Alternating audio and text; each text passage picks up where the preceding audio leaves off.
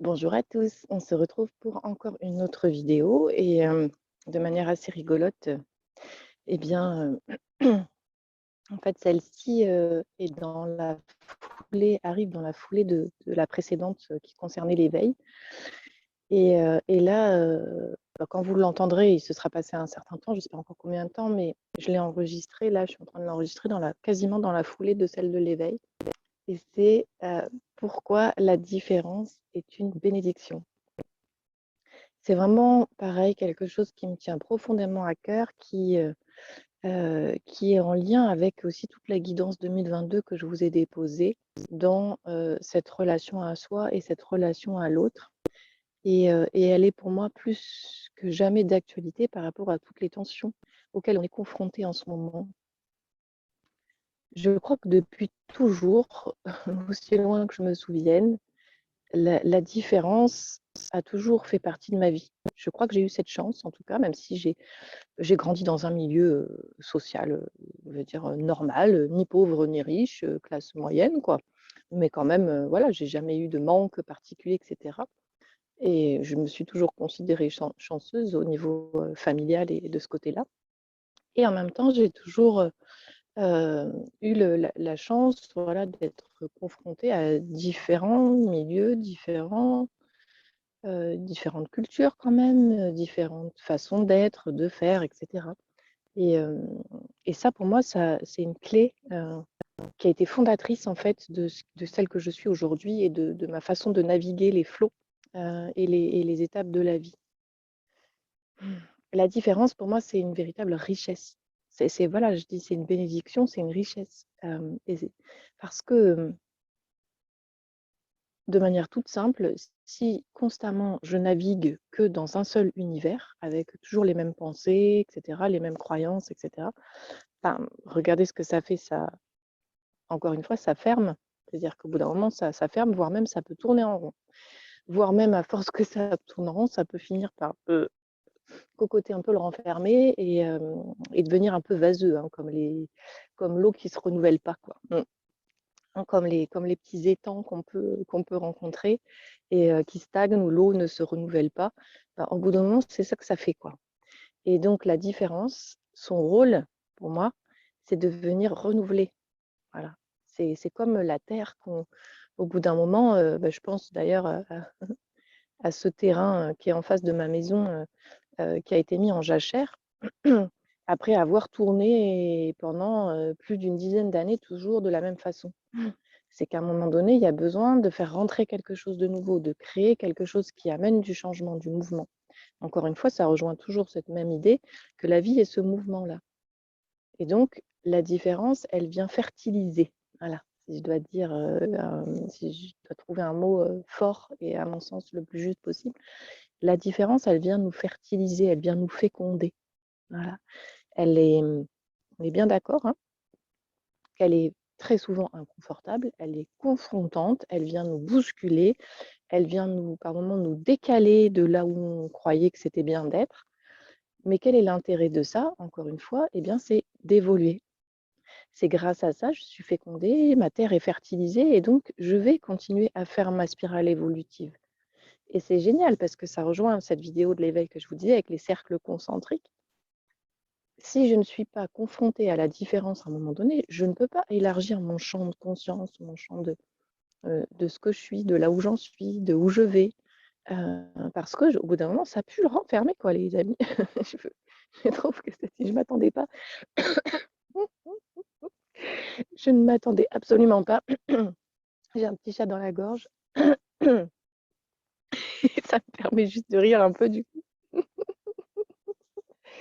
Je ne m'attendais pas du tout à recevoir cette image-là de sa cocotte, le renfermer. Vous savez, les pièces là qu'on aère pas assez souvent et au bout d'un moment, des fois, on rentre dans des maisons, on se dit: «Urk, c'est pas terrible». Bah, c'est de la même chose. Voilà, la différence vient vraiment nous nourrir, nous enrichir. Elle nous bouscule et elle nous confronte parce que nécessairement, quand on est dans un certain champ de croyances ou quand on circule toujours dans un même milieu avec les mêmes idées, les personnes qui sont exactement comme nous, et cetera, bah, quand on se confronte avec l'altérité, encore une fois, dans cette année de la relation dont on parlait, je suis confrontée à l'altérité, à l'autre, cette différence. Au début, je peux rejeter. Je peux avoir un réflexe de: «Ça me correspond pas, ça, c'est pas du tout comme moi», je rejette, tac. Pas bon, pas beau, ta ta ta ta ta et je commence à critiquer, à juger, ta ta ta et si j'arrive à garder cette image à l'esprit, que j'en ai besoin, sinon ça va cocoter dans mon intérieur, du coup, je peux laisser rentrer quelque chose et je peux apprivoiser cette altérité et donc à un moment donné, je vais pouvoir commencer à observer: «Tiens, mais c'est comment chez l'autre là? Ça se passe comment? Ah ouais, tiens, mais c'est pas du tout comme chez moi en fait» et je sors du jugement, je prends un recul d'observation et je peux laisser certaines idées venir à moi et venir agrandir mon champ de pensée, mon champ de conscience, mon champ d'être et finalement, c'est assez intéressant parce que c'est quand même la base, qui est reprise aussi dans la communication non violente. Parce que dans la communication non violente, tout le processus, il vise à nous aider à d'abord nous connaître nous, on est bien d'accord, mais à avoir les outils, les moyens de pouvoir grimper sur la colline de l'autre, comme il le disait Marshall Rosenberg. Donc c'est vraiment ça. Si constamment je reste dans mon champ en boucle, en côtoyer toujours les personnes qui sont du même milieu que moi, qui pensent les mêmes choses que moi, et cetera, ça devient de plus en plus difficile de comprendre la montagne de l'autre. Et en ce moment, pourquoi je fais cette vidéo maintenant? Parce qu'en ce moment, c'est critique ce qui se passe. C'est-à-dire que d'un côté, comme de l'autre, avec toutes ces histoires de vaccination et de la situation planétaire, on crée des cristallisations, des groupuscules, des radicalisations de pensée, au lieu de pouvoir ouvrir son cœur. Encore une fois, hein, on revient à cet éveil de l'amour. Hein. Pour moi, je dis qu'il n'y en a qu'un seul, c'est l'éveil de l'amour. Au lieu de pouvoir revenir dans son cœur, de se dire: «OK, c'est vraiment, mais alors pas du tout comme je pense moi, hein. Mais alors, on n'a pas du tout la même vision des choses. OK, est-ce que c'est vraiment une mauvaise chose? Est-ce que c'est grave? Est-ce que je peux me laisser pénétrer?» On a peur de ça, hein. Écoutez bien, hein. Est-ce que je peux me laisser pénétrer? Est-ce qu'à partir du moment où je suis en paix avec moi, du coup, je peux me laisser pénétrer par l'autre? Est-ce que je peux ouvrir ma porte? Est-ce que je peux le laisser approcher, me laisser approcher avec d'autres idées, d'autres points de vue qui, au premier abord, me paraissent, voilà, on va poser tout plein de jugements, hein, tout pourri, complètement débile, et j'en passe parce qu'en ce moment, j'entends vraiment des choses très, très dures, encore une fois et ça me choque profondément. Donc comment je peux me laisser approcher? Comment je peux laisser l'univers de l'autre qui, au premier abord, est tellement différent du mien, venir s'entrechoquer avec le comme quand on trinque, voilà une nouvelle image qui descend. Est-ce que je peux trinquer avec le monde de l'autre, même si de prime abord, il vient vraiment me déranger, quoi. Il est vraiment à l'opposé du mien, quoi. Et ça, je vais vous dire vraiment toute ma vie, je vois qu'à chaque fois que moi j'ai l'occasion de grandir, c'est grâce à ça. C'est l'une des clés principales. À chaque fois que je grandis, c'est grâce à ça et je remarque que toutes mes étapes de vie se font comme ça. C'est-à-dire que j'avance dans la vie, d'un coup je me mets à croire à certaines choses, il y a certaines vérités qui m'attirent, il y a certaines façons de penser, d'être et donc je me retrouve dans des groupuscules ou à me former auprès de personnes qui représentent ces idées-là et je tourne dedans pendant un certain temps. Voilà ce que je vous dis, je m'imprègne, je tourne, j'apprends et cetera. Puis au bout d'un moment, je sens que ça commence à cocoter et du coup là, c'est le signal. Et soit j'en ai conscience, soit la vie se charge d'elle-même de, d'un coup, me confronter à un point de vue un peu violent ou qui vient vraiment me heurter et hop, ça va juste me donner le petit coup de décentrage, juste ce qu'il faut pour que d'un coup, je me dise: «Ah, là, je commençais à tourner en rond, toujours avec les mêmes pensées, les mêmes idées, les mêmes machins et je sens que mon âme et mon être appellent à grandir» et à chaque fois, je grandis de ça. Il se passe quelque chose à l'intérieur et je vais vous dire que à titre personnel que j'avais envie de vous partager, c'est donc comme je le disais déjà dans mon enfance et cetera, j'ai toujours été, la chance d'avoir mes parents où voilà, on était confrontés à différents milieux déjà sociaux et culturels, donc déjà ça aide. Il y avait évidemment une ouverture de cœur dans ma famille, une générosité, donc un souci d'entraide, donc il y avait quand même il y a cette ouverture effectivement à l'altérité, à l'autre. En grandissant pareil, dans les écoles que j'ai fréquentées et cetera, bah, il y avait vraiment tous les milieux et c'était intéressant pour moi. J'ai toujours bien aimé avoir des amis d'horizons différents. Ensuite, j'ai fait de la philo, donc nécessairement, cette capacité, à aller adopter le point de vue de l'autre ou en tout cas être capable de plonger dans un point de vue, puis plonger dans le point de vue adverse ou opposé. C'est des choses que j'ai été amenée à développer et qui m'ont beaucoup, beaucoup apporté et qui me nourrissent encore tout le temps. Et puis une des grandes leçons aussi, et qui est toujours au quotidien, c'est auprès de mon compagnon. Et je crois que là où je l'ai le plus compris de l'intérieur, c'est sur ces dernières années. Ces dernières années où,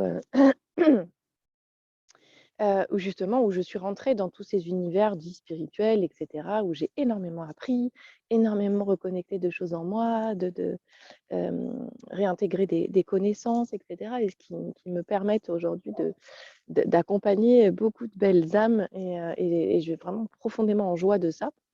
Et en même temps, il y a un moment donné où je naviguais, hein, dans cet univers-là, avec d'extraordinaires personnes qui ont des super capacités, qui m'ont emmené vraiment dans des choses merveilleuses. Et en même temps, il y a un moment donné où je touchais plus trop terre, quoi. Et c'est là que du coup, je remercie le ciel d'avoir le compagnon qui est le mien depuis toutes ces dernières années, parce que ça a été très confrontant pour moi. À force de tourner dans un certain environnement, j'ai commencé à avoir des jugements sur lui, toujours en lien avec ces histoires de spiritualité. Ah bah ouais, mais ceux qui sont éveillés, ceux qui sont pas, et cetera. Et grâce à lui, et je remercie sa patience, eh bien, j'ai pu justement ne pas laisser végéter mon eau, mais être en capacité de faire venir de l'eau nouvelle, renouvelée, et de pouvoir du coup remettre les pieds sur terre. Et grâce à son ancrage, à lui, je dis souvent que c'est mon roc d'ailleurs, grâce à son ancrage, je me suis pas échappée dans le ciel. Et du coup, je peux constamment ensemble, parce que c'est réciproque, là je vous parle de lui, de ce que lui m'apporte, mais moi aussi je lui apporte aussi. Donc c'est cette différence, c'est-à-dire qu'à la base, quand on nous voit, on est extrêmement différents. Évidemment qu'on a des valeurs communes, et cetera. Il faut des points communs, hein, sinon pour vivre à deux, je pense que. Mais on est fondamentalement complètement différents. Et moi, j'ai toujours dit, et je le dis souvent, je détesterais avoir un compagnon qui soit dans les mêmes univers que moi, au niveau de mes activités professionnelles, au niveau de ses pensées spirituelles, et cetera. Parce que justement, ça m'aide pas à garder l'ouverture. Ça, je trouve que ça contribue parfois à scléroser quelque chose. Donc, grâce à ça, moi, je vis une aventure. Je parle pour moi, je ne dis pas que c'est bon pour vous tous, hein. Je vous donne juste une illustration de ce que je viens de partager. Du coup, pour moi, c'est une ouverture permanente. Et c'est confrontant, je vous assure, des fois, on a des véritables confrontations. Et puis, pour chacun, ça fait son chemin et il en germe quelque chose de nouveau, quelque chose qui s'est enrichi de nous deux, qui s'est enrichi de ces différences mutuelles. Donc, c'est ça, pour moi, la beauté de la différence, cette bénédiction.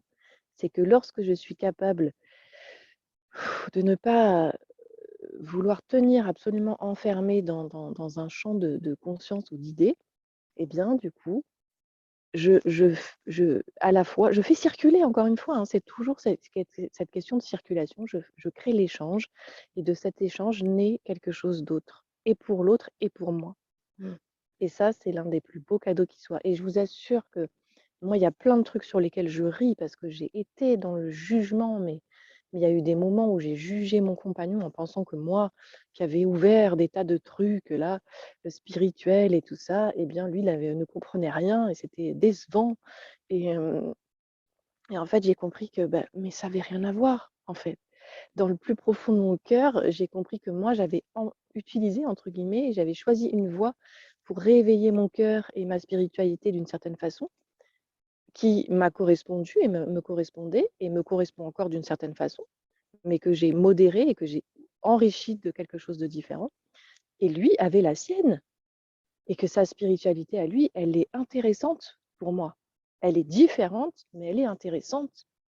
Et j'ai eu du mal à l'accepter. Encore l'ego, au début, l'ego qui s'empare de moi, je détiens une vérité, etc. Mais au secours, euh, arrêtons de vouloir nous saisir à chaque fois comme si on détenait le truc du siècle. Et gardons toujours ce cœur ouvert. Et du coup, ça a été énorme. Et je vais vous dire un exemple vraiment qui me fait beaucoup, beaucoup rire. Typiquement, voilà, moi, on a des biais permanents, des biais cognitifs permanents dans la façon de percevoir les choses.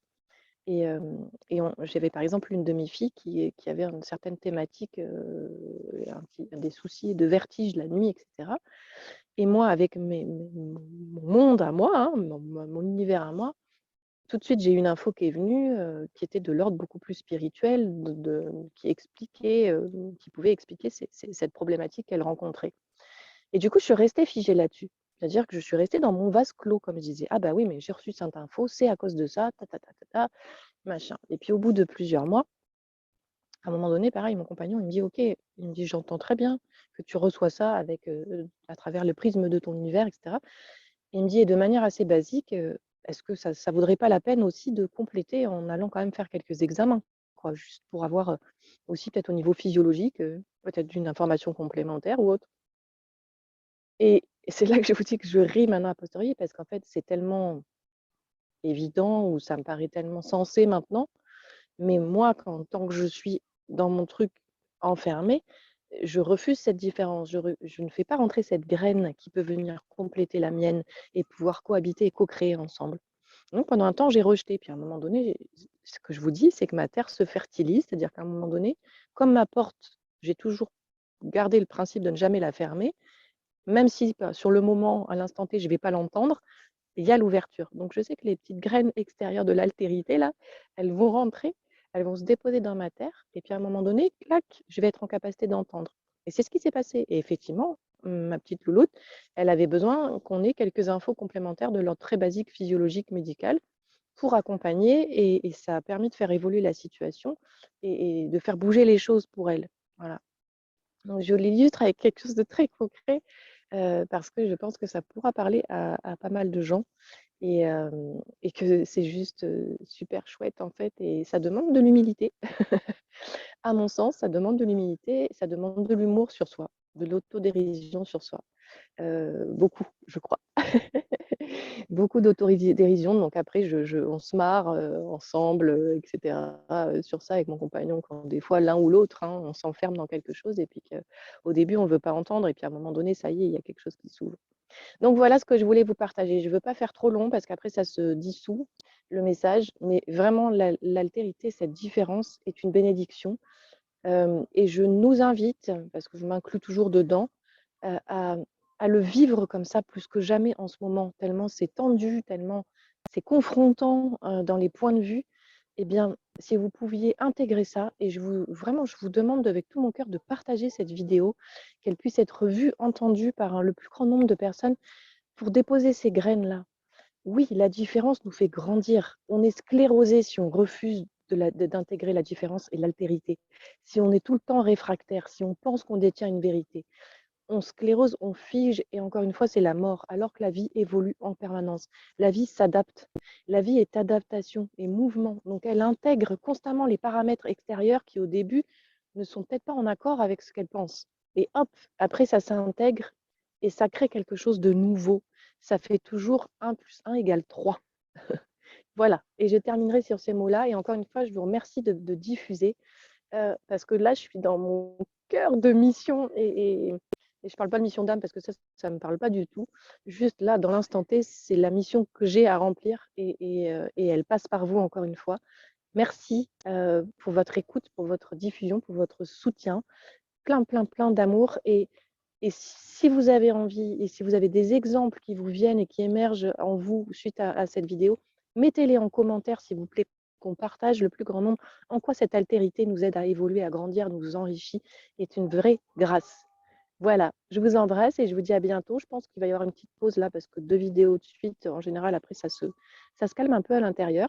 Mais celle-ci était vraiment dans la suite de l'éveil. Je vous embrasse et je vous dis à tout bientôt. Ciao, ciao.